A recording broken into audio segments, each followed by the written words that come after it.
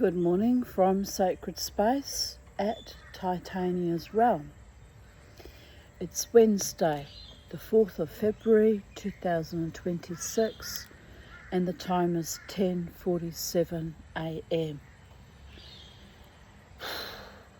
It's rather humid, but it's very cloudy, overcast day with little peepages of blue peeping through, but it's hot.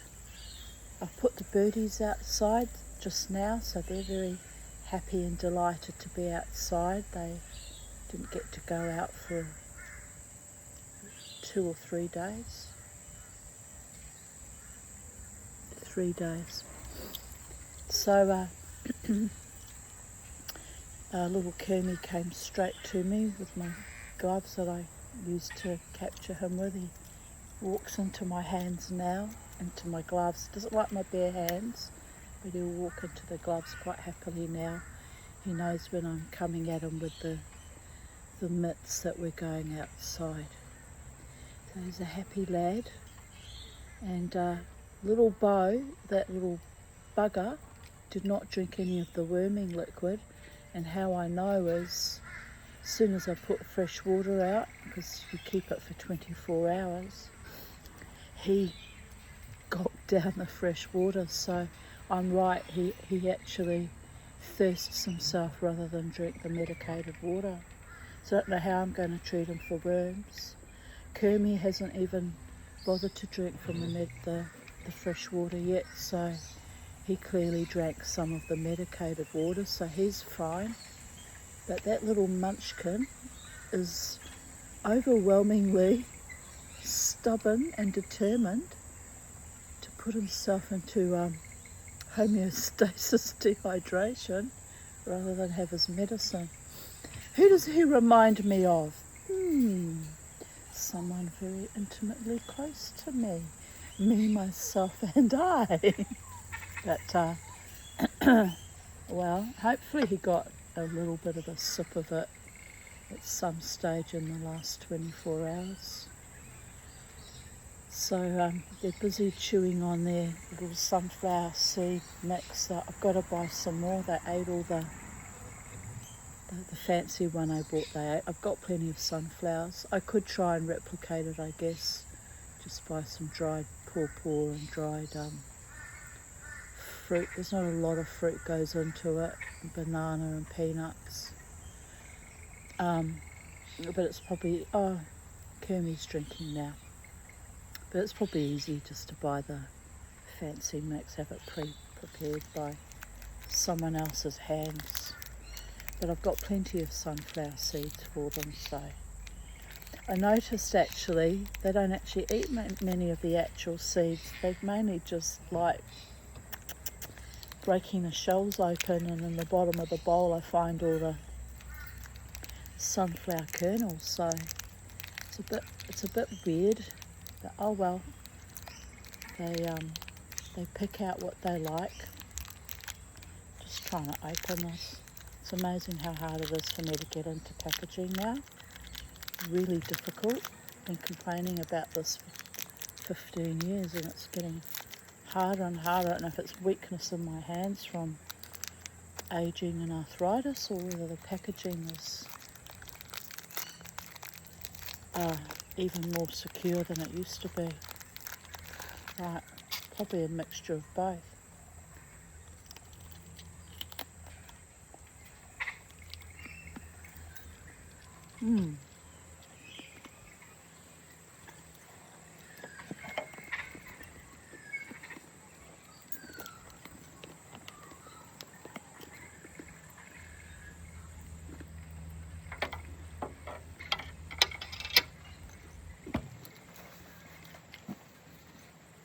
I'm a bit tired still. I had a bad night. Not a bad night with my bladder. My bladder was excellent last night.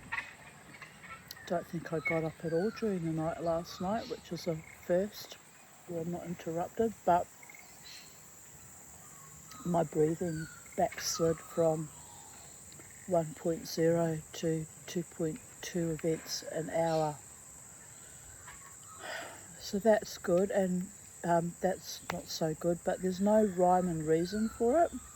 Like, I didn't do any exercise yesterday. I wasn't overly exerted from working on jewellery or working in the garden or running around. All I did was go to the hairdresser and sit at the hairdresser's.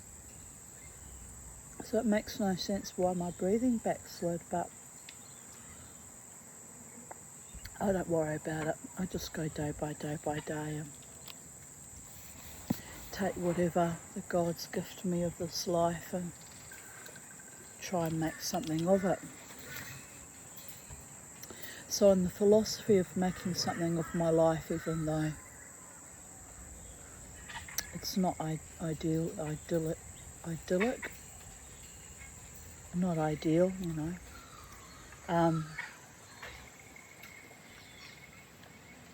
I will continue by reading chapter 14, The Talking Flowers.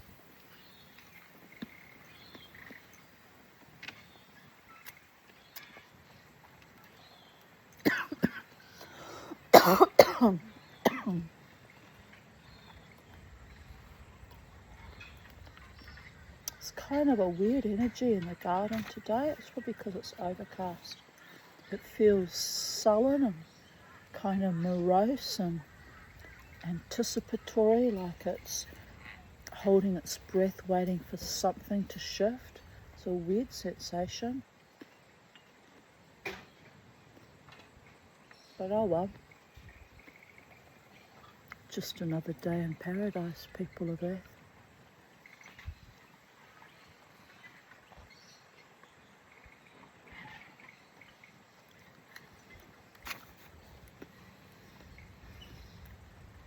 You're a beautiful bird, little Bo, but you're a cheeky little bugger, not eating your medicated water. Drinking your medicated water. Yes? He's looking right at me. You're a cheeky boy. You're my cheeky boy. Right, let us begin. The Talking Flowers. It was not long before I received the unwelcome news that yet another tutor had been found for me. This time it was a certain individual named Kralewski, a person descended from an intricate tangle of nationalities, but predominantly English.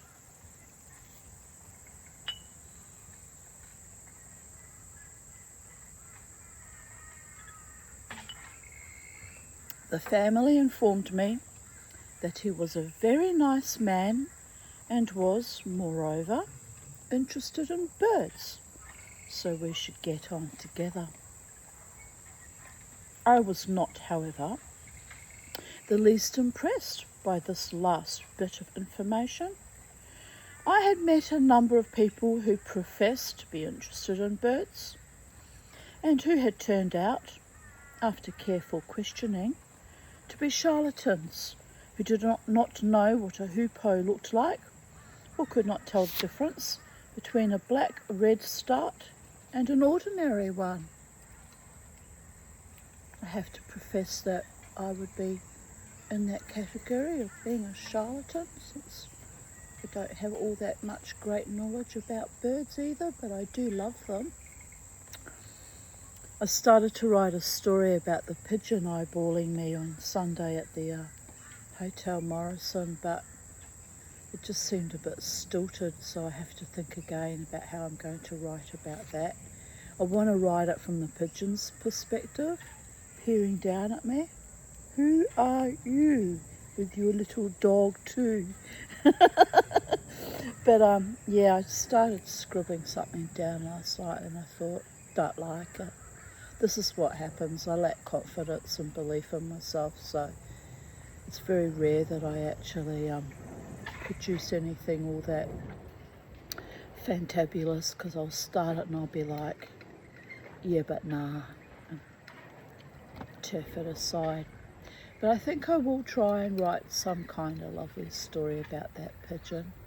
It was an astonishing moment. It was spiritual, because I was already feeling alienated and kind of unwelcome and out of my depth. And I just felt this eyes upon me and look up, and there's the bird and I eyeballing. Even Robin and Peter laughed, you know. It was kind of delightful. The other young couple were laughing too. That bird kept its eye on me because I had the dog in my arms. That's what it was really about. It wasn't about anything magical to do with me.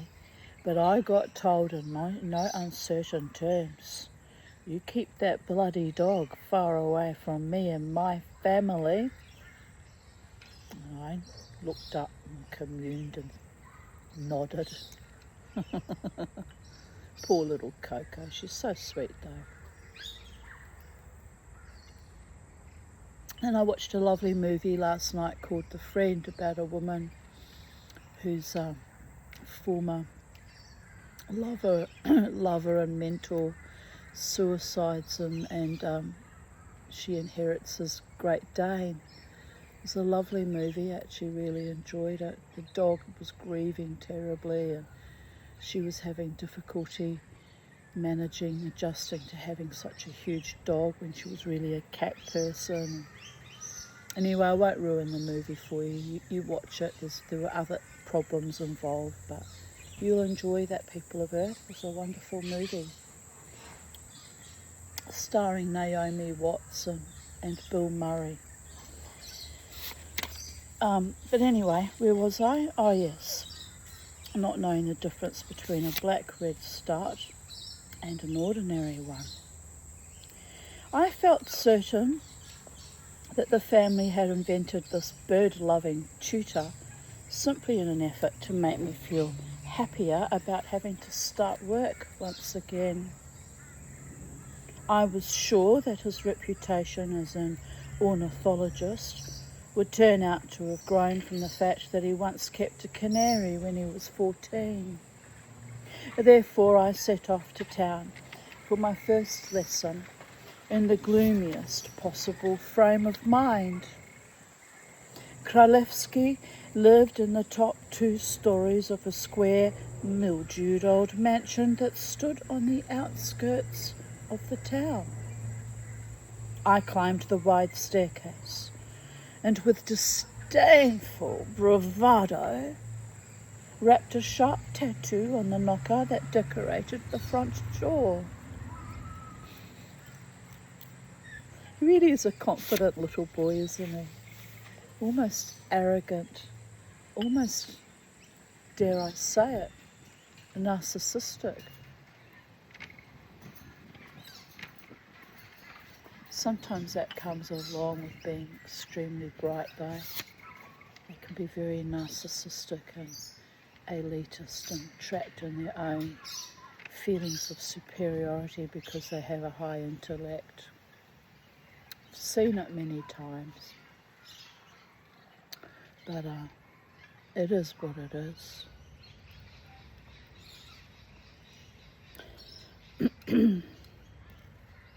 I waited, glowering to myself and digging the heel of my shoe into the wine-red carpet with considerable violence.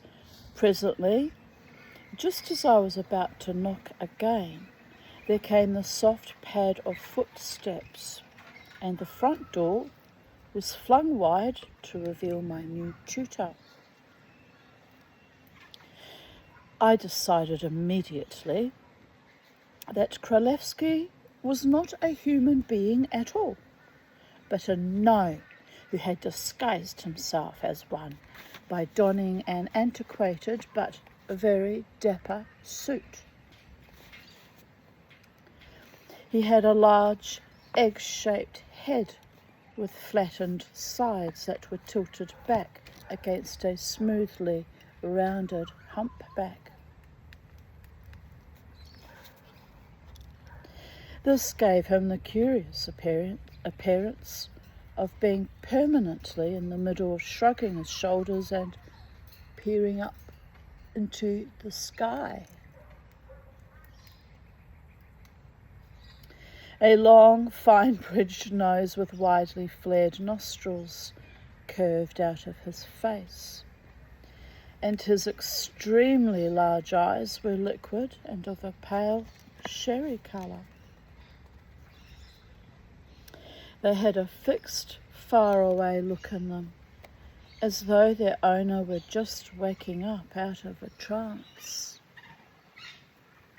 It's a permanent state of look in my eyes lately too, neither here nor there.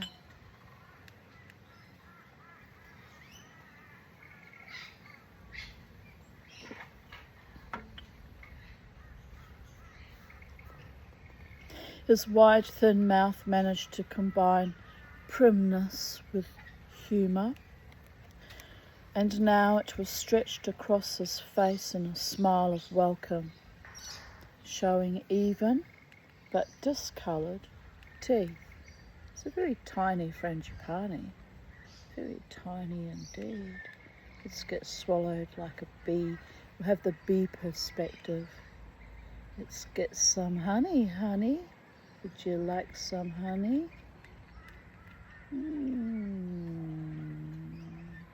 So tiny.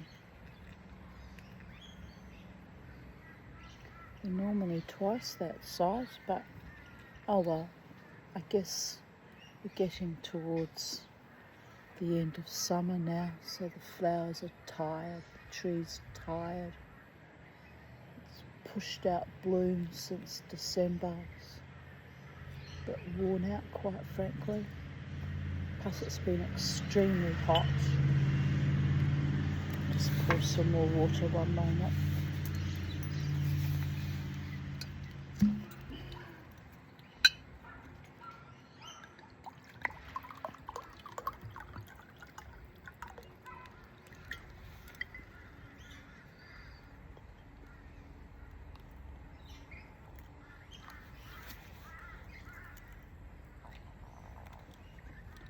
I have to get onto iWay and find out what's happening with the mowing. It's getting long and they did promise the first week. What's today? The 4th, so I don't really want to harass them, but it's starting to take off again. Right.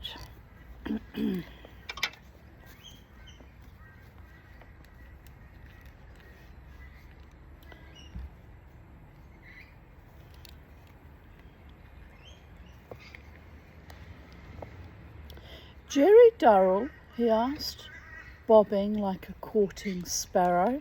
It's a great way of describing that. And flapping his large bony hands at me.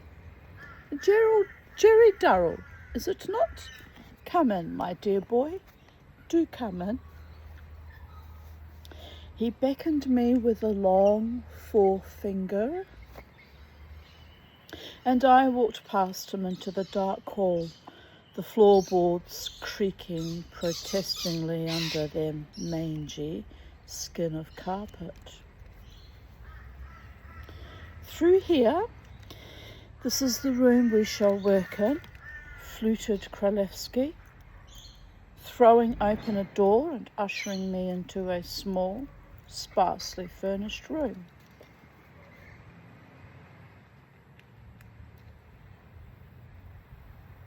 It's like waiting to exhale.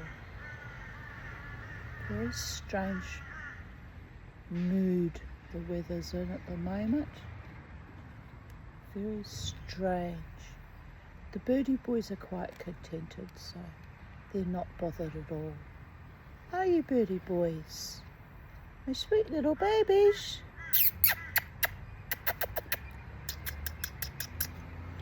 Right. Through here, this is the room we shall work in, fluted Kralevsky, throwing open a door and ushering me into a small, sparsely furnished room.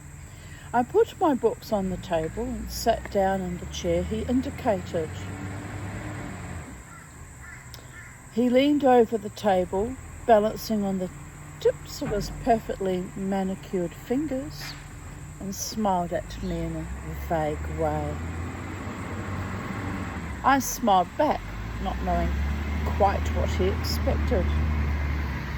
"Friends," he exclaimed rapturously. "It is most important that we are friends. I am quite certain we will become friends.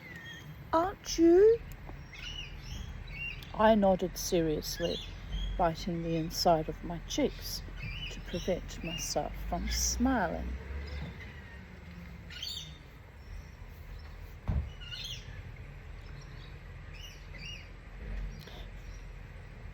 "Friendship," he murmured, shutting his eyes in ecstasy at the thought.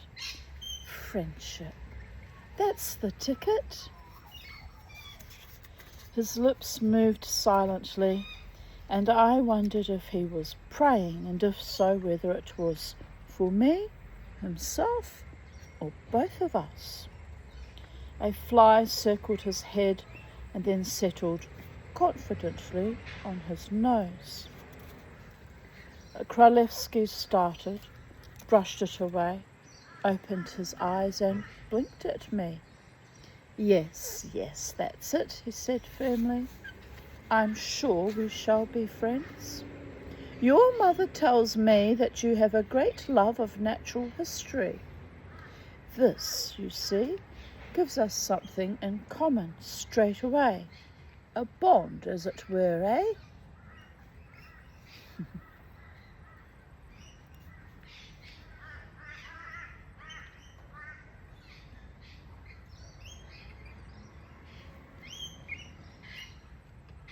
The lorikeets are here too. He inserted a forefinger and thumb into his waistcoat pocket, drew out a large gold watch, and regarded it reproachfully. He sighed, replaced the watch, then smoothed the bald patch on his head that gleamed like a brown pebble through his licheny hair. "I am, by way of being an aviculturalist, albeit an amateur," he volunteered modestly. "I thought perhaps you might care to see my collection." Half an hour or so with the feathered creatures will, I venture to think, do us no harm before we start work. Besides, I was a little late this morning, and one or two of them need fresh water. Indeed, my birdies are very partial to fresh water too. Who isn't?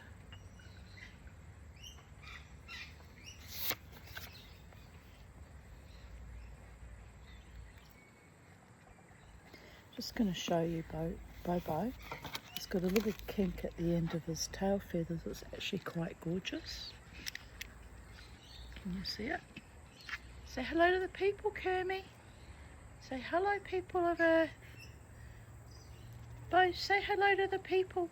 There's a little, can you see the little kink at the end of his tail? Don't know how he managed that. It's very sweet.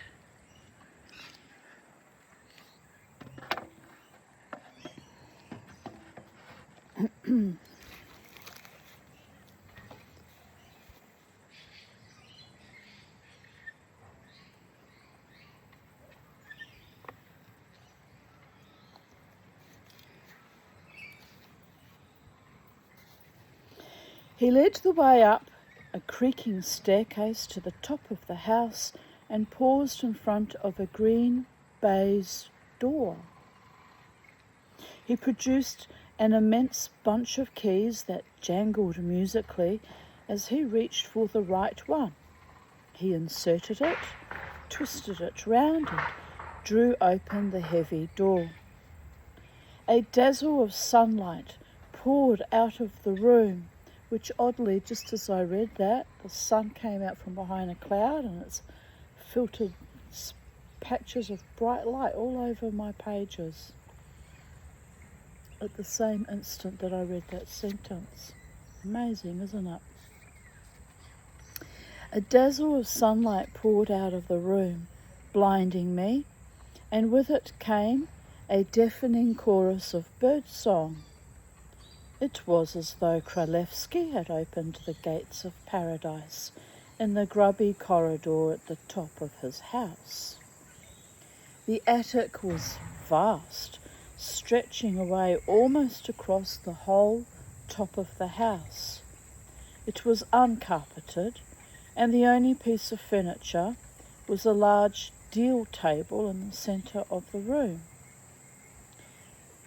But the walls were lined from floor to ceiling with row upon row of big airy cages containing dozens of fluttering, chirruping birds.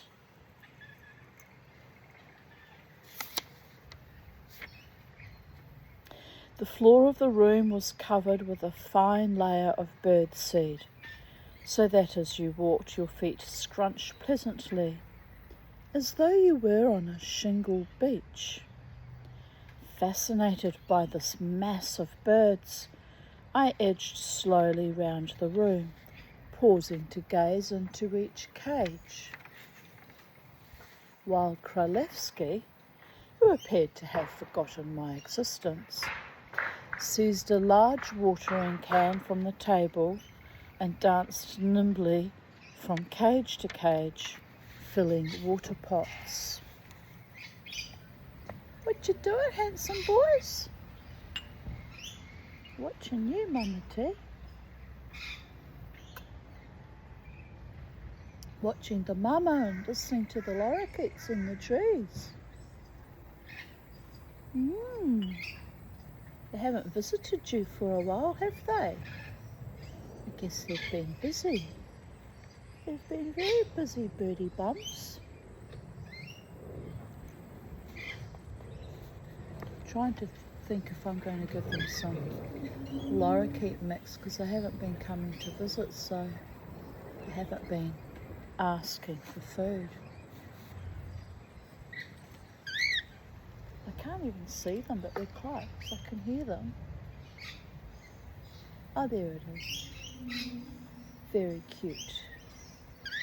Yes, they're Charlie's friends. Charlie had some lovely friends.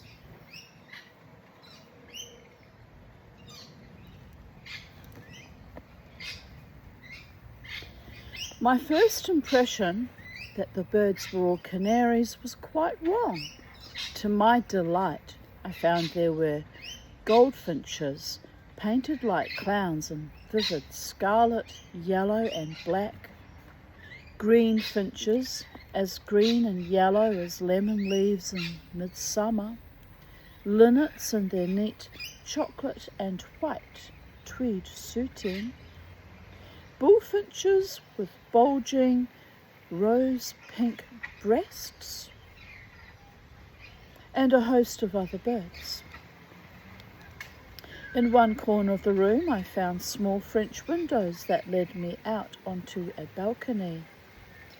At each end a large aviary had been built, and in one lived a cock blackbird, black and velvety, with a flaunting banana yellow beak, while in the other aviary opposite was a thrush-like bird which was clad in the most gorgeous blue feathering, a celestial combination of shades from navy to opal.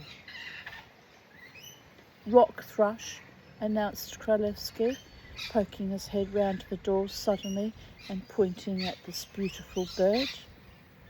I had it sent over as a nestling last year, from Albania, you know. Unfortunately, I have not as yet been able to obtain a lady for him. He waved the watering can amiably at the thrush and disappeared inside again. The thrush regarded me with a roguish eye, fluffed his breast out, and gave a series of little clucks that sounded like an amused chuckle. Just like you do, little Kermie and Bo. Pretty birdie boys. Pretty birdie boys.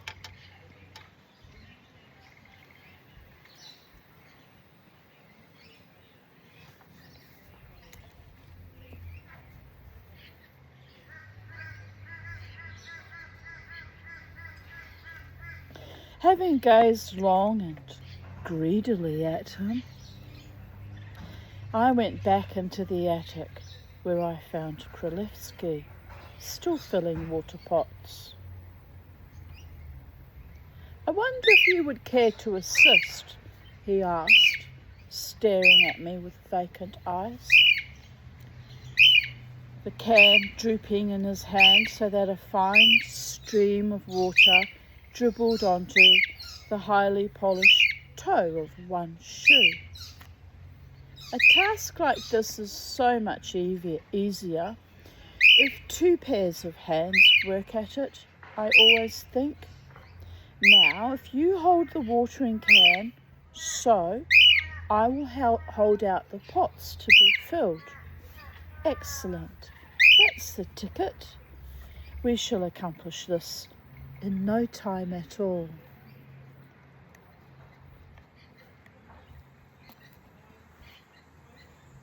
Pretty boys. Pretty handsome boys.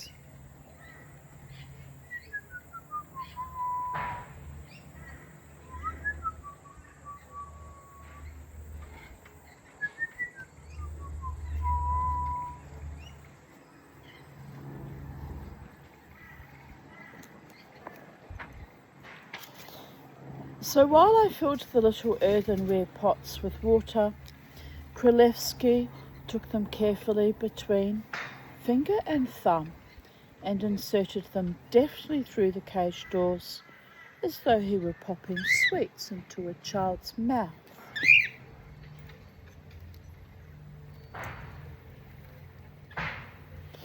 As he worked, he talked to both me and the birds with complete impartiality. But as he did not vary his tone at all, I was sometimes at a loss to know whether the remark was addressed to me or to one of the occupants of the cages. "Yes, we're in a fine fettle today. It's the sunshine, you know. As soon as it gets to this side of the house, they start to sing, don't you? You must lay more next time. Only two, my dear, only two? You couldn't call that a clutch, with all the goodwill in the world. Do you like this new seed? Do you keep any yourself, eh? There are a number of most interesting seed eaters found here. Don't do that in your clean water. Breeding some of them is, of course, a task, but a most rewarding one. I find, especially the crosses. I have generally had great success with crosses, except when you only lay two, of course. Rascal! Rascal! Eventually the watering was done and Królewski stood surveying his birds for a moment or so, smiling to himself and wiping his hands carefully on a small towel. Then he led me round the room, pausing before each cage to give me an account of the bird's history, its ancestors, and what he hoped to do with it. We were examining in a satisfied silence a fat, flushed bullfinch, when suddenly a loud, tremulous ringing sound rose above the clamour of birdsong. To my astonishment, the noise appeared to emanate from somewhere inside Królewski's stomach. "By Jove!"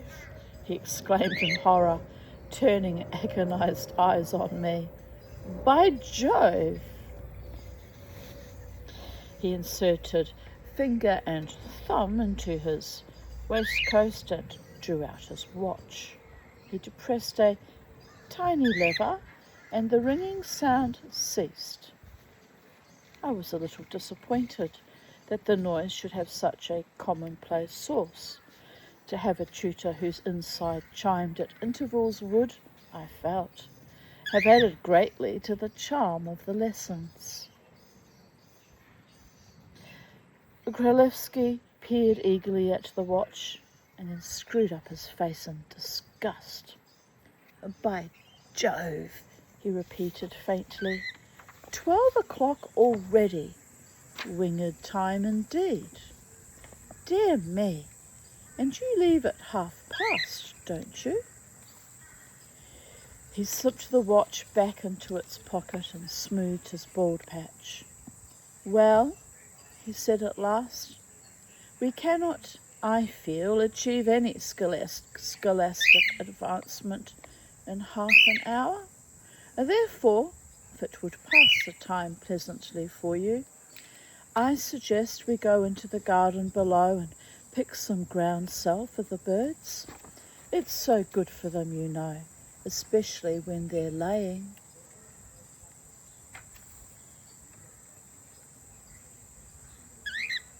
"Yes, little boy.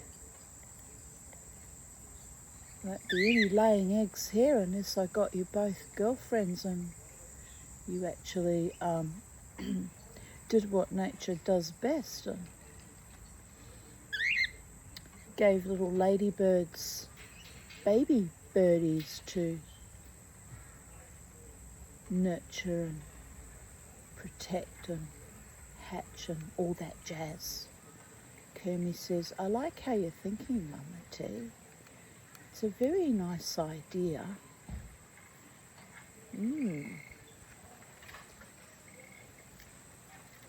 I don't know. It'll be a lot more work too, for everyone concerned, just to pleasure my boy birds. So let me think it out again.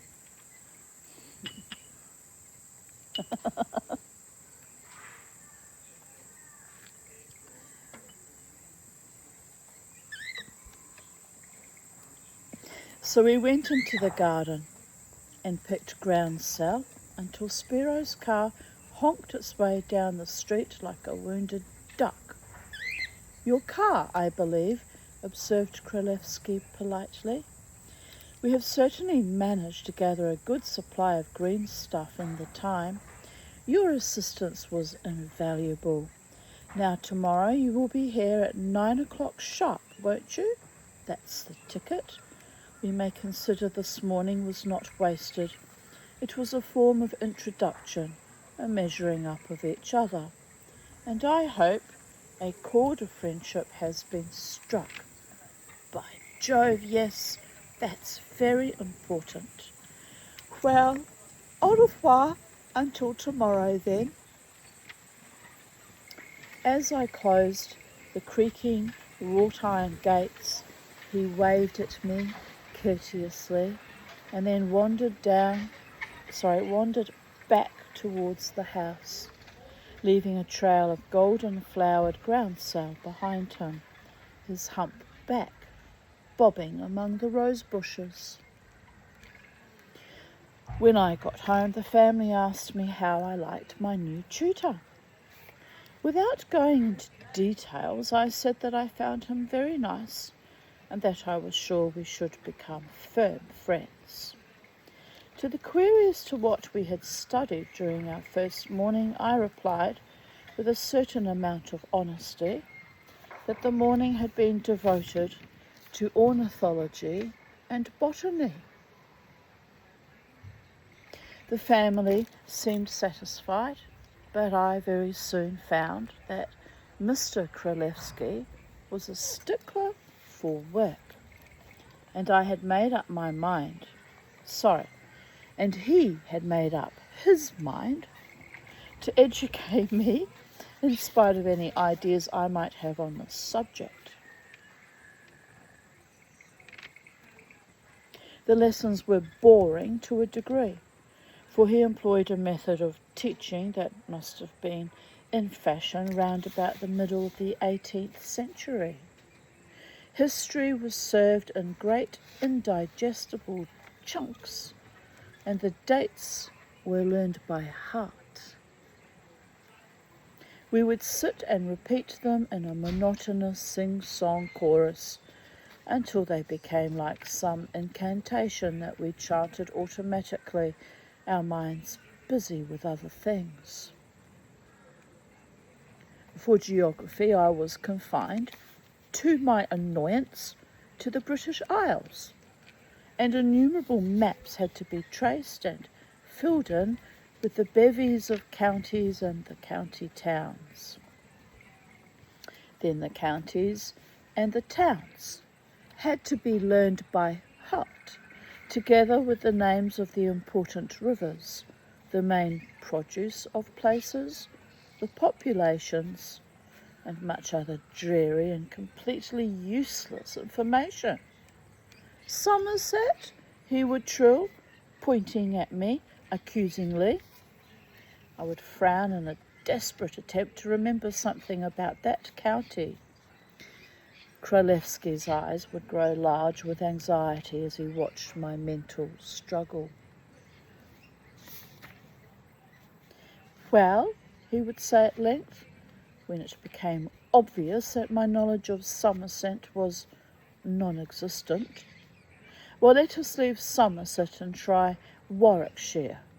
Now then, Warwickshire, county town, Warwick. That's the ticket. Now, what do they produce in Warwick, eh? As far as I was concerned, they did not produce anything in Warwick, but I would hazard a wild guess at coal. I had discovered that if one went on naming a product relentlessly, regardless of the county or town under discussion, sooner or later you would find the answer to be correct. Kralevsky's anguish at my mistakes was very real. The day I informed him that Essex produced stainless steel, there were tears in his eyes. But these long periods of depression were more than made up for by his extreme pleasure and delight when, by some strange chance, I answered a question correctly. Why does that keep flopping over by all the gods? I don't know why. Why does anything not work out for Domamity? I don't know why.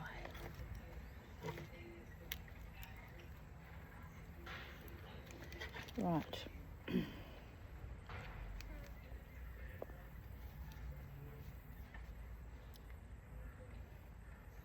Once a week we tortured ourselves by devoting a morning to French.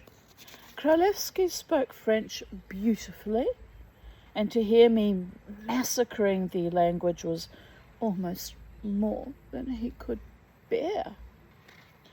He very soon found that it was quite useless to try to teach me from the normal textbooks.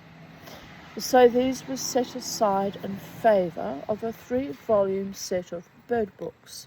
But even with these it was uphill going. You still filming?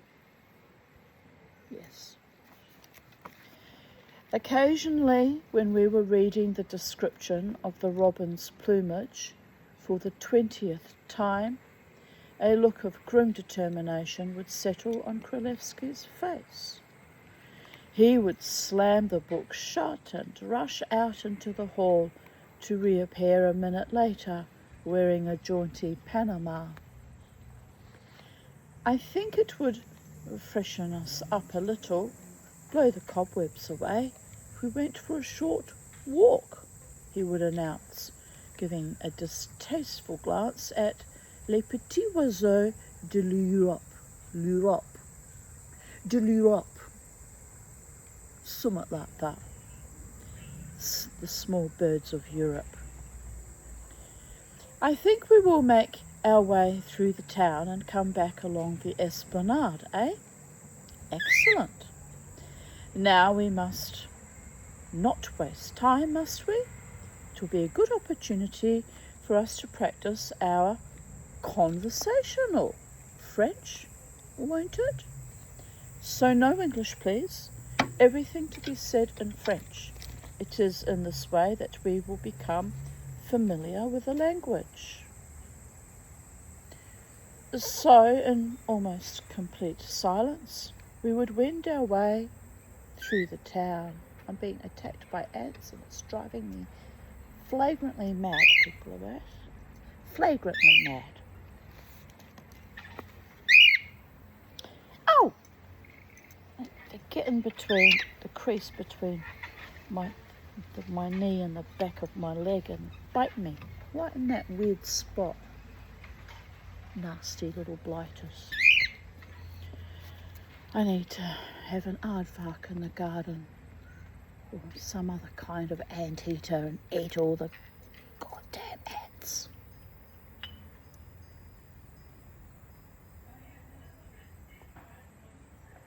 Where would I get one of those?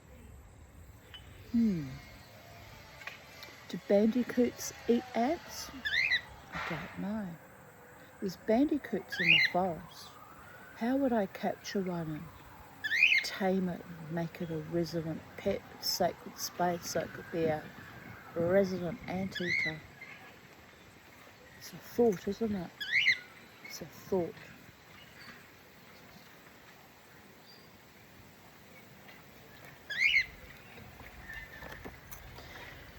The beauty of these walks was that no matter which direction we set out in, we invariably found ourselves, somehow or other, in the bird market. We were rather like Alice in the Looking Glass garden. No matter how determinedly we strode off in the opposite direction, in no time at all we found ourselves in the little square where the stalls were piled high with wicker cages and the air rang with the song of birds. Here French would be forgotten. It would fade away into the limbo to join algebra, geometry, history, dates, county towns and similar subjects. Our eyes sparkling, our faces flushed, we would move from stall to stall, examining the birds carefully and bargaining fiercely with the vendors. And gradually, our arms would become laden with cages. Then we would be brought suddenly back to earth by the watch in Kralewski's waistcoat pocket, chiming daintily, and he would also drop his tottering burden of cages in his efforts to extract the watch and stop it. By Jove, 12 o'clock. Hello, Kookaburra. I just saw you fly in. Caught a glimpse of you as you sailed past on a perfect current of wind like a gliding paragon of virtue. It's a beautiful bird. I love that bird. I love you, Kookaburra. Where's your mate? Can't be far away. Yes, Bo, he's got a mate. You don't. It's depressing, I know. Try not to think about it. Push away that thought. Neither of us three have a mate. There's a reason for that. We don't get along. Well, I don't get along. Members of my own species was reinforced again at that musical afternoon. How obnoxious men can be. One poking me at the bar and one turning a quarter turn as if I was some kind of trash. I was most offended. Most. But, you know, fuck that shit. There wasn't relationship potential anyway. I mean, it was just beyond awful. But my friends are very sweet and they want me to be happy and they thought it'd be good for me to get out in the world and actually meet people. And at least I enjoyed the company of the young couple that were admiring me, snuggling up to my best girl, little Coco. So there was that. Like, it's not me, being antisocial completely. It's just, it's a different world. It's a different world from what I never thought I would be living through actually in my older age. It's appallingly, chillingly terrifying at times. It really is. Here come the crows. One thing about the birdies, they just carry on as per normal as they have always done, living their best lives, and staying true to their innate natures. It's delightful.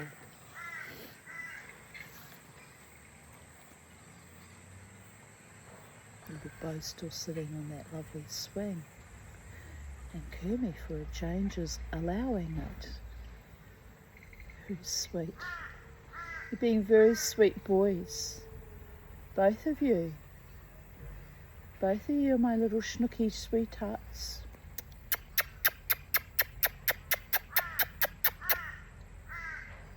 Yes.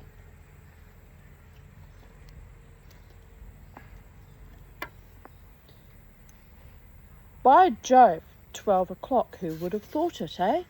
Just hold this linnet for me, will you, while I stop the watch? Thank you. We will have to be quick, eh?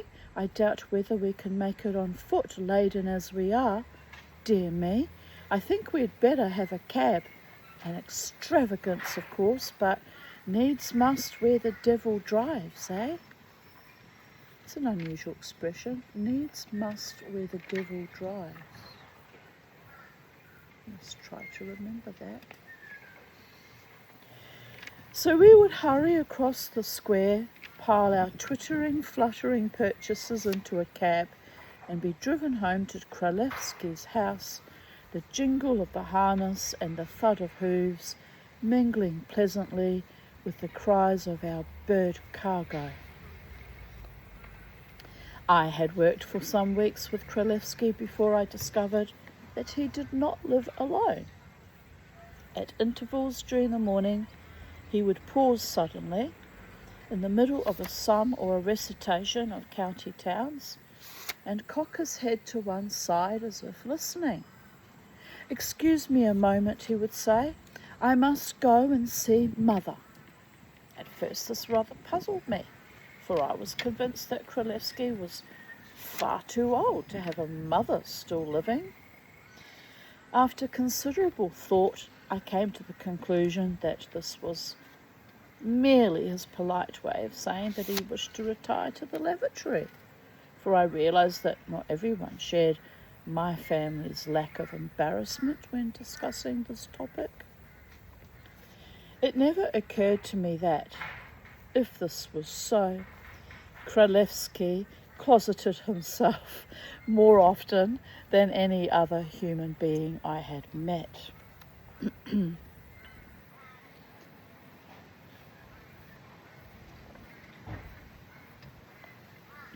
I'm still laughing about that weird blind date encounter or whatever that was supposed to be. We got on the subject of transgender because one of the people that comes to the jam is transgender, and that quite peculiar and unfriendly man was saying how the transgender person is much happier since they transitioned from male to female, and that they were desperately bitter and irascible and uncomfortable and angry all the time when they were a man, and now they're on the female hormones and are a transgender woman. They're calm and happy and contented and comfortable with themselves. And I said, yes, of course, it's about identity and being comfortable with whom you are. He sort of looked at me that he could see that I actually comprehended what it was he was putting down. But then I was so irritated and annoyed by him really that I couldn't help going into a discussion about my cousin, who happens to also be transgender and transitioned quite late in life, and used to call me very distressed because the hospital, the specialist, refused to do the complete sex change operation. So she would ring me and yell down the phone, "They won't cut off my penis. I want my penis removed. I want them to cut off my penis and they won't cut off my penis." And so I mentioned the word penis numerous times because I was actually accurately referencing what my cousin was, distressed about and calling me about. And he said, why would they cut off her penis? I said, oh, but they considered her too elderly at the time. I said, so she's stuck with this penis, but I said she's calmed down since then. She's accepted it and, she's much happier and settled down. But there was a moment there with all the female hormones and the distress about the penis. I said she was a bit psychotic, quite frankly. It's a bit of a worry. I said, so I'm glad that she's happier now and comfortable with her new way of being and settled into it quite nicely. Anyway, he kind of looked at me with a bit of respect and admiration then, because he realised that I had empathy and full comprehension of what it means to be trans. So anyway, but I'm just laughing about the look on the pigeon looking down at me in horror because I had the little dog, and the look on Robin and Peter's faces and the gentleman. He was no gentleman at all actually, because he was rude, looking a bit horrified at my comfortably regarding the story about someone wanting to cut off their own penis. And that is the correct word for that part of the male anatomy, so I don't really think I did anything wrong. But I laughed because I thought everywhere I go, no matter where I go, I never quite fit in and I'm always in trouble for something or other. And yet I wasn't actually the inappropriate one. It was actually that man being alienising and weird, and I wasn't interested in him anyway, for the love of all the gods. Anyway,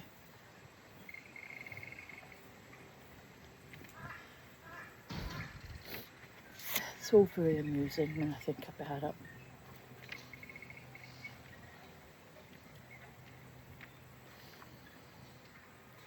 Sometimes I have to randomly still burst out laughing at just how bizarre and surrealist my life really is now.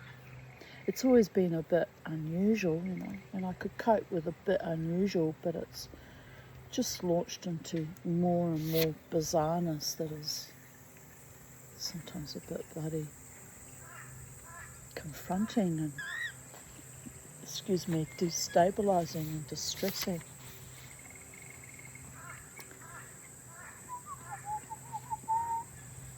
Anyway, I have a debrief with my worthy psychiatrist at 1:30, so I better crack on and finish this story.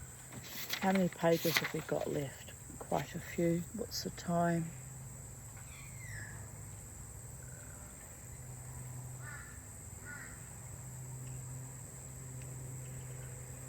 Yes, we better crack on.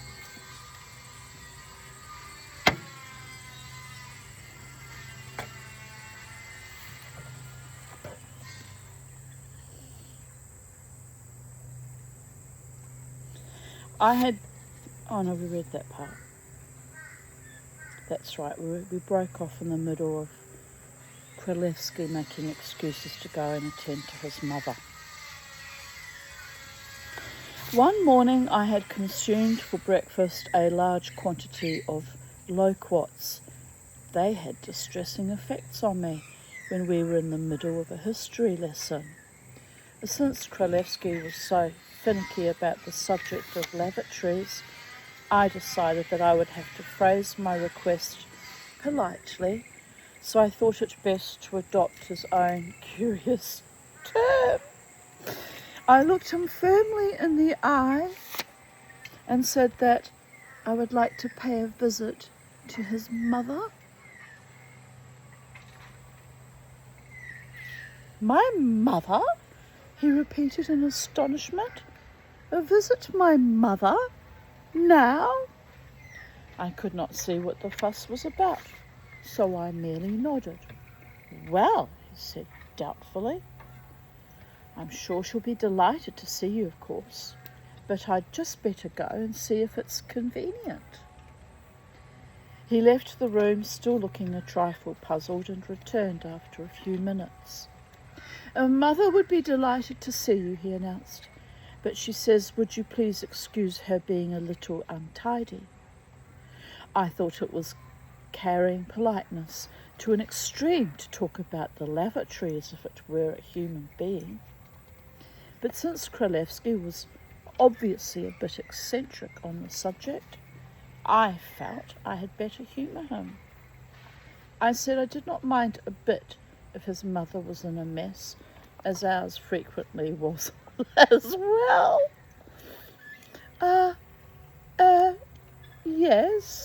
Yes, I expect so, he murmured, giving me rather a startled glance. He led me down the corridor, opened a door, and to my complete surprise, ushered me into a large, shadowy bedroom. Now I'm being stalked by a march fly, and they bite and draw blood, and he's eyeballing me, and I'm eyeballing him. Don't you bloody dare, I will kill you. But he's thinking about it. He's sitting at the edge of the table, looking quite stoic.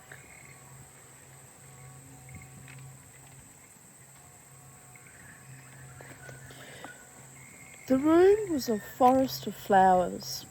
Vases, bowls and pots were perched everywhere, and each contained a mass of beautiful blooms that shone in the gloom like walls of jewels on a green shadowed cave. How glorious. Lot of work, I might add, but sounds glorious.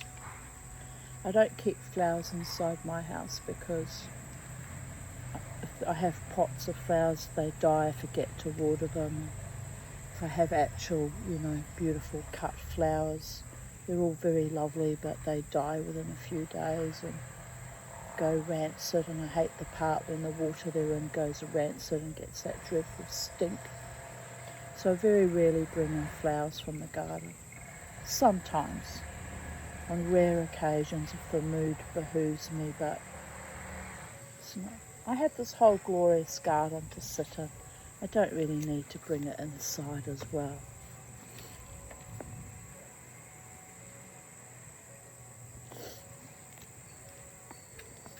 At one end of the room was an enormous bed, and in it, propped up on a heap of pillows, lay a tiny figure, not much bigger than a child. She must have been very old, I decided as we drew nearer, for her fine, delicate features were covered with a network of wrinkles that grooved a skin as soft and velvety looking as a baby mushroom's. But the astonishing thing about her was her hair. It fell over her shoulders in a thick cascade and then spread halfway down the bed. It was the richest and most beautiful auburn colour imaginable, glinting and shining as though on fire, making me think of autumn leaves and the brilliant winter coat of a fox. Sounds exquisite, doesn't it? Mother dear, Kralevsky called softly, bobbing across the room and seating himself on a chair by the bed. Mother dear, here's Jerry, come to see you. The minute figure on the bed lifted thin, pale lids and looked at me with great, tawny eyes that were as bright and intelligent as a bird's. She lifted a slender, beautifully shaped hand, weighed down with rings, from the depths of the auburn tresses, and held it out to me, smiling mischievously. "I'm so very flattered that you asked to see me," she said in a soft, husky voice. "So many people nowadays consider a person of my age a bore." Embarrassed, I muttered something and the bright eyes looked at me, twinkling. She gave a fluting blackbird laugh and patted the bed with her hand. "Do sit down," she invited. "Do sit down and talk for a minute." Gingerly I picked up the mass of auburn hair and moved it to one side so that I could sit on the bed. The hair was soft, silky and heavy, like a flame-coloured wave swishing through my fingers. Mrs. Kralewski smiled at me and lifted a strand of it in her fingers, twisting it gently so that it sparkled. "My one remaining vanity," she said, "all that is left of my beauty." With hair like that, she must have been very beautiful indeed. But I'm partial to beautiful red hair.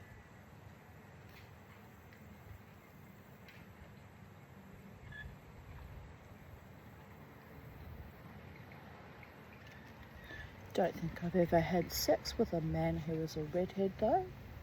Just pondering about that, thinking about that. I had one chappie after me, his name was Steph. He had lovely red hair, but he was a bit peculiar and neurotic and would keep asking me, "Would you like to go to the art gallery?" "Oh yes," I'd say, "I'd love to go to the art gallery." We had each other's phone, I never hear from him. He would come up to the casino and always come to dance with me at the end of the night when he was completely almost paralytic drunk. So I never took it too seriously, anything he had to say, because it was always right out of his mind, people are there. Another time he came, "There's a wonderful exhibition on at the museum. Would you like to come along to that?" "Oh, yes, I'd love to, Steph. I really would. Call me and let's set up a date." Never once did he follow through. And then finally, after about 2 years of this on and off, because he was a regular at the casino, regularly would pop up to see me, and I was never mean to him, but I was really not that interested after all the disappointments of teasing me about inviting me out. I even assumed it was just as friends anyway, but never following through. I thought, fuck you. So one night he turned up and I said, "Don't bother speaking to me," I said. "You never follow through. You've asked me numerous times out for various events. Never once have you followed through. And then I see you kissing some other woman over there." I said, "Can you just please fuck off?" And he just looked at me and went, "Oh, okay. I don't remember inviting you to things. And besides," he said, "you had my phone number. You could have called me." And I went, "No, you invite someone, you follow through." I was very annoyed. We sat out one time out the front of Queen's Park opposite, the Treasury Casino, and sat down, had a chat, and it was very sweet. Everyone but everyone came from Irish Murphys and from the casino. It's almost as if a parade of people came past, because they very rarely saw me engage with any of the men, actually spend private, intimate time with them. I was always avoidant, always. So that everyone came and they were just walking up and down, watching me sitting there in the grass on the lawn with Steph. Steph, who couldn't follow through. Very nice man, but completely acopic, at least when it came to me. Managed to find other people to follow through with people of Earth. It was very odd. He came from Bundaberg, he told me. Italian and German background, so I don't know what that was all about. He was highly intelligent, worked in IT, but as far as dating or having any sort of actual romance, completely useless. To me, anyway. Wasn't a bad person. It's just nuts. Nuts, people are there. And too nutty for me to cope with. I have my own issues, and I need a stable man who knows what he wants and asks you out and actually follows through and takes you out and treats you courteously and respectfully, and over time you develop a bit of a relationship, and then you might actually fall in love and actually want to have sex with each other.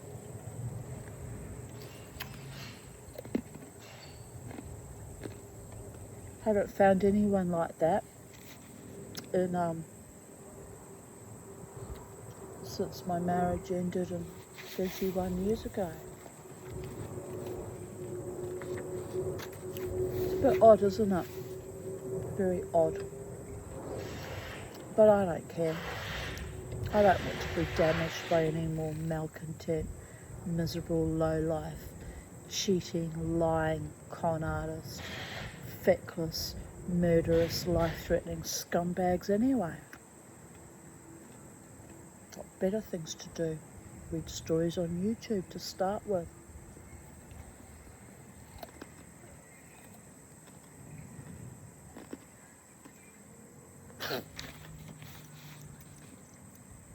Make jewellery, live my best life in my garden, be happy no matter what, no matter who. It's a pièce de résistance, people of Earth. An art form in a way.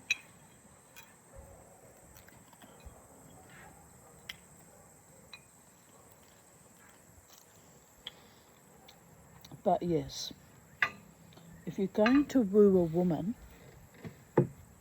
don't turn up smashed out of your brains at the end of the night, promises of lovely outings to art galleries and museums and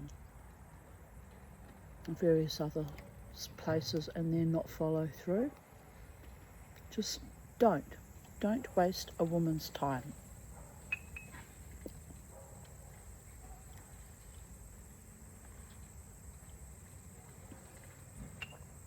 It really got to the point where I just felt like I was treated like some kind of music box dolly dancer, someone to be toyed with and played for a fool and trifled with, and I'm very distressed that that motif has not changed. You know, that got reinforced in recent years as well. Like I'm some kind of fucking idiot, not worthy of being loved or treated with kindness and respect. Well, fuck off with that too, people of Earth.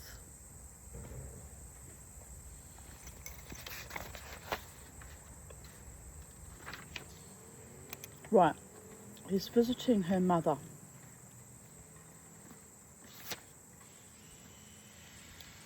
And lifting up her hair. Where were we now? Right, all that is left of her beauty. At least her beauty probably wasn't wasted on fucking evil idiots. Oh, it enrages me when I think about it. The wastage. It's a cruel fucking fate, by the way. Very cruel and evil.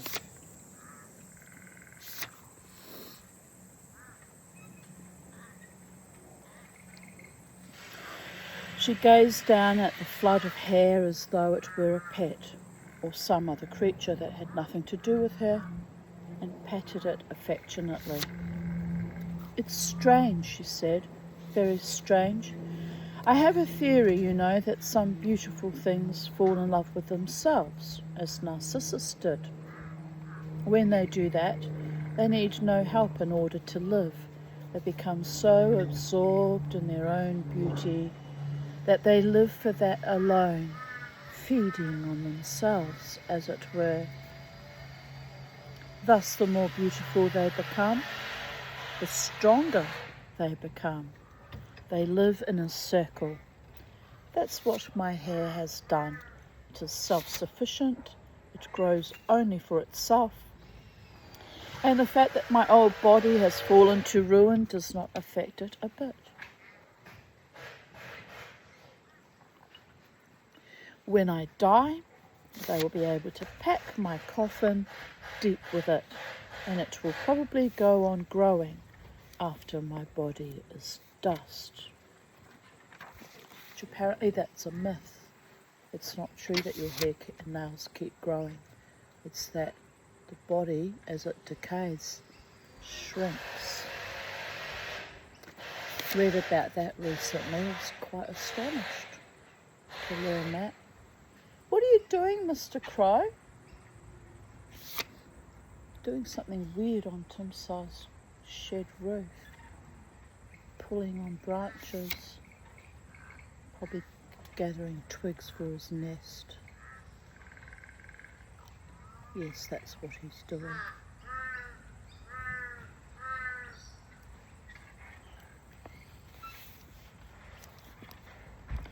Now, Mother.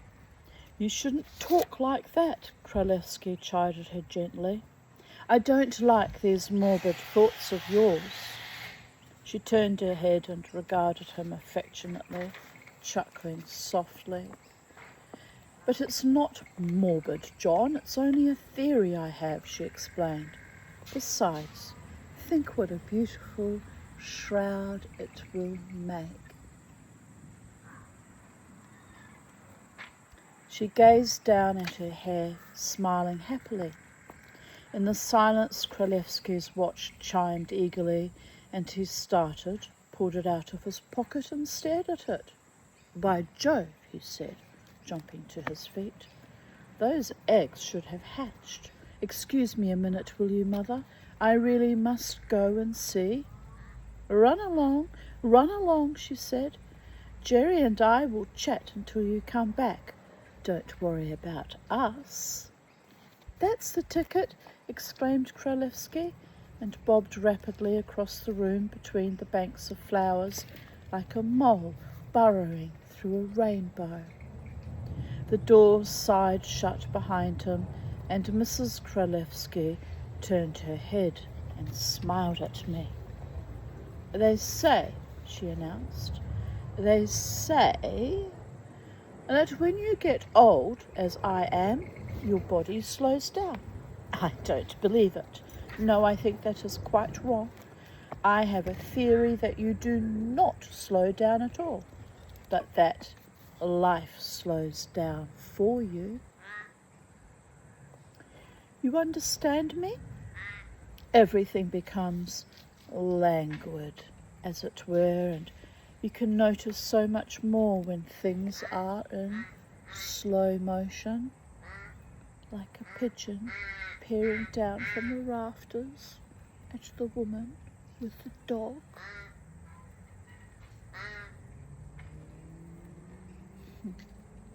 Time really did stop in that moment, not in a threatening, terrifying, scary way, but just that moment of cognition and recognition and kind of bliss. What the fuck do I need a man for who's rude to me, people of Earth? Don't need anyone, really, in real terms, except, to ensure that I have a roof over my head and the rent's paid and that there's food in my belly. I don't need other mortals at all. I find them quite grotesque, actually. The crows are at their little shell pool telling me that the water's not clean enough and they're not all that happy.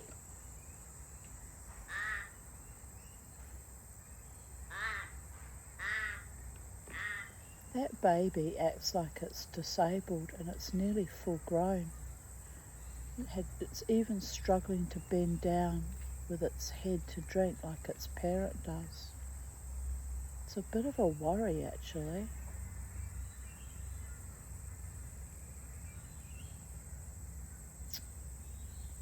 How's it going to survive? He's very lucky. He's got very good parents that jolly him along. Honestly.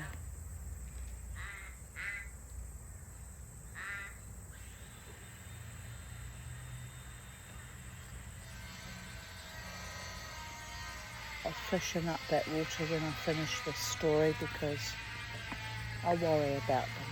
I really do. He's trying to get in the pond now and have a he did. He climbed in. He's having a swim. Good boy. Yes, that's nice, isn't it? Just hopped in and hopped out.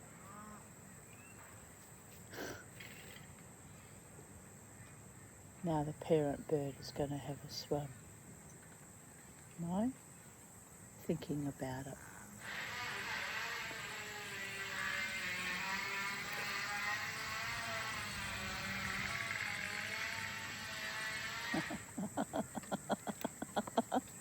She just opened her beak and she went, which is while looking at the water and then looking at me and being told off.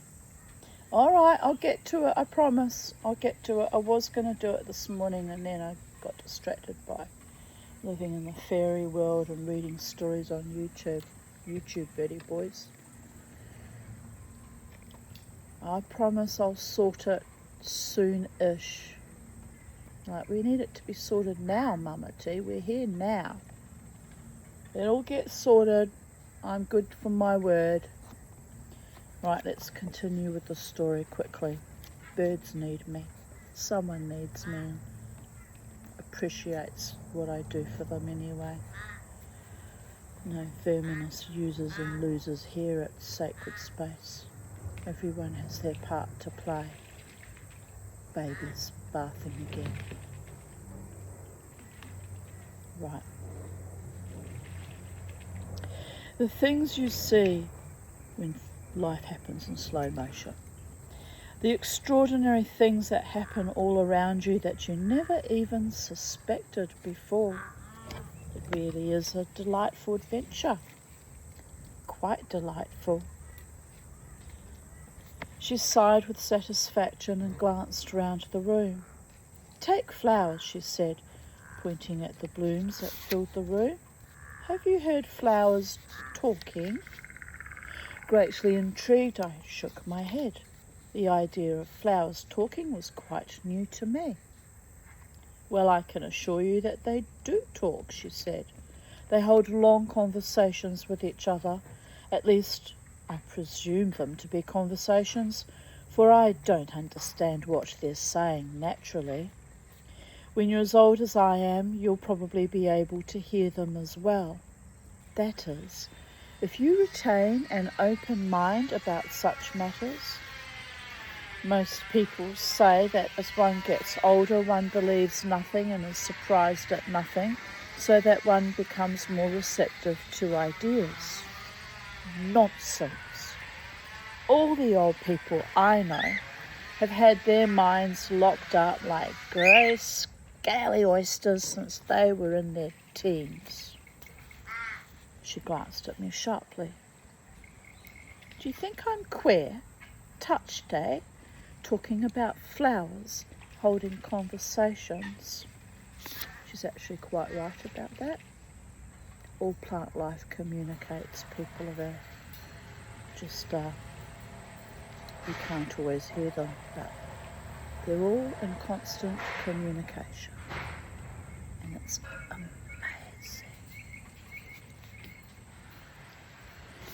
Hastily and truthfully, I denied this. I said that I thought it was more likely that flowers conversed with each other. I pointed out that bats produced minute squeaks which I was able to hear, but which would be inaudible to an elderly person, since the sound was too high-pitched. That's it! That's it! She exclaimed delightedly. It's a question of wavelength. I put it all down to the slowing up process. Another thing that you don't notice when you're young is that flowers have personality. They are different from each other, just as people are. Look, I'll show you. Do you see that rose over there in the bowl by itself? On a small table in the corner, Enshrined in a small silver bowl was a magnificent velvety rose, so deep a garnet red that it was almost black. It was a gorgeous flower, the petals curled to perfection, the bloom on them as soft and unblemished as the down on a newly hatched butterfly's wing. "Isn't he a beauty?" inquired Mrs. Kralevsky. "Isn't he wonderful? Now I've had him 2 weeks. You'd hardly believe it, would you? But he was not a bud when he came. No, he was fully open. But do you know, he was so sick that I did not think he would live. The person who plucked him was careless enough to put him in with a bunch of Michaelmas daisies. Fatal, absolutely fatal. You have no idea how cruel the daisy family is, on the whole. They are very rough and ready sort of flowers, very down to earth, and of course, to put such an aristocrat as a rose amongst them is just asking for trouble." By the time he got here, he had drooped and faded to such an extent that I did not even notice him among the daisies. But luckily, I heard them at it. I was dozing here when they started, particularly, it seemed to me, the yellow ones, who always seemed so belligerent. Well, of course, I didn't know what they were saying, but it sounded horrible. I couldn't think who they were talking to at first. I thought they were quarrelling among themselves. Then I got out of bed to have a look, and I found that poor Rose crushed in the middle of them, being harried to death. Know that feeling, don't I? By the gods. I got him out and put him by himself and gave him half an aspirin. Aspirin is so good for roses. Drachma pieces for the chrysanthemums, aspirin for roses, brandy for sweet peas, and a squeeze of lemon juice for the fleshy flowers like begonias. Well, removed from the company of the daisies and given that pick-me-up, he revived in no time. And he seems so grateful. He's obviously making an effort to remain as beautiful for as long as possible in order to thank me. She gazed at the rose affectionately as it glowed in its silver bowl. Yes, there's a lot I have learned about flowers. They're just like people. Put too many together and they get on each other's nerves and start to wilt. Mix some kinds and you get what appears to be a dreadful form of class distinction. And of course, the water is so important. Do you know that some people think it's kind to change the water every day? Dreadful. You can hear the flowers dying if you do that.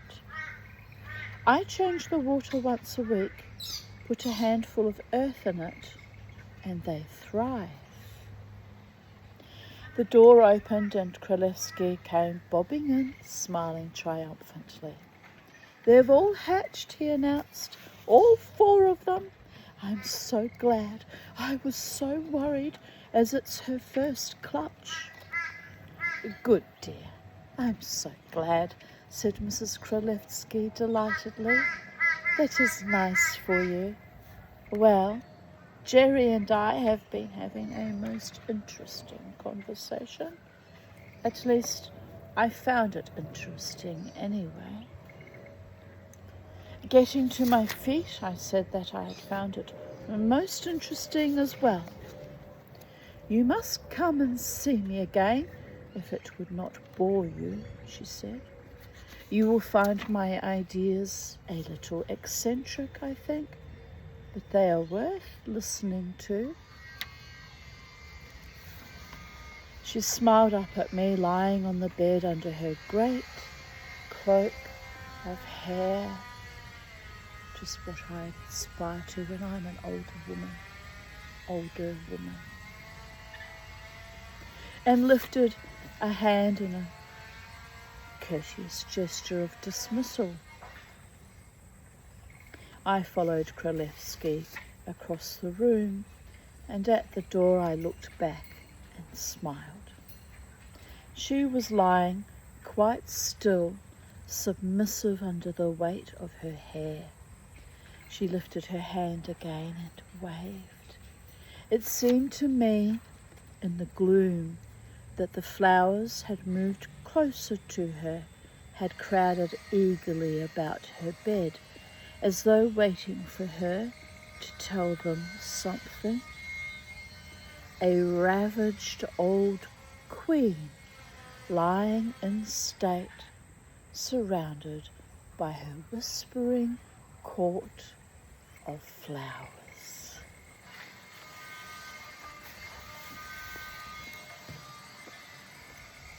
So on that note, thus concludes chapter 14, The Talking Flowers.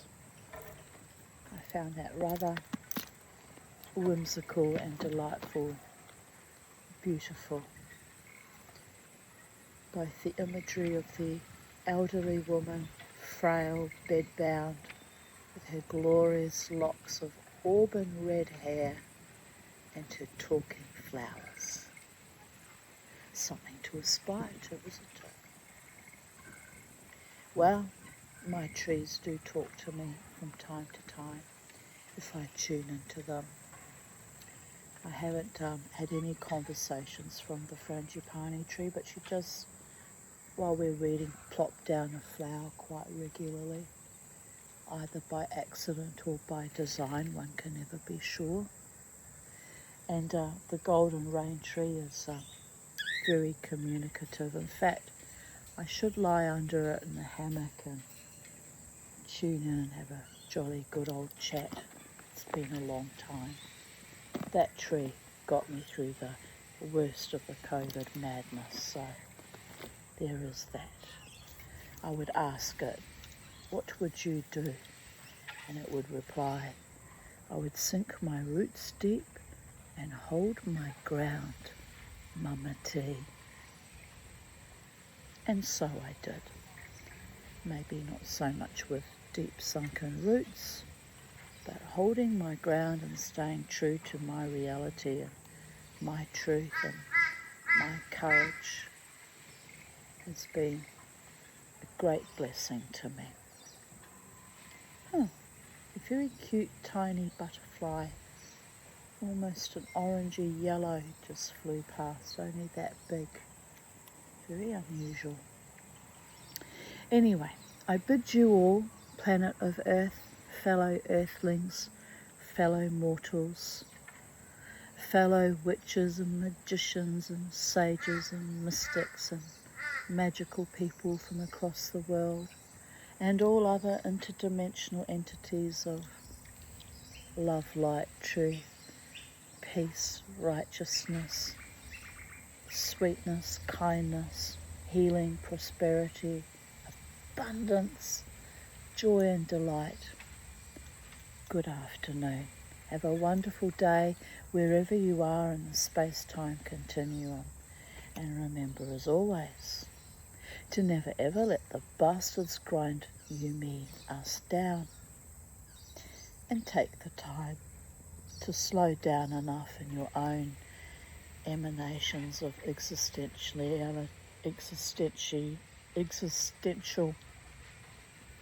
reality to listen to the flowers or talk to them Maybe it's a sign of being left isolated and alone for too long. But open your mind and prepare to have your mind filled with wonder and magic and awe, rather than cold, disdainful, materialistic realism that feeds no soul at all except your own greed and monotony, and frontal lobe lobotomy sometimes too.